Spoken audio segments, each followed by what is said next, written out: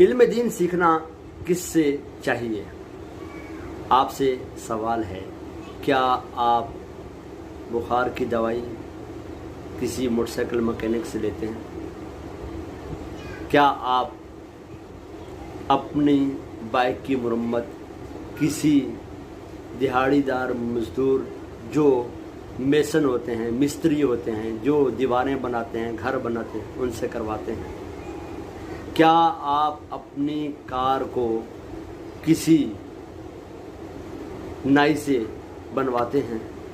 क्या आप अपने घर के नक्शे किसी ढोल बजाने वाले से बनवाते हैं? क्या आप अपने घर के शीशे किसी लुहार से लगवाते हैं? अगर आप लगवाते हैं तो गलत करते हैं। दीन उलमा से ही सीखें।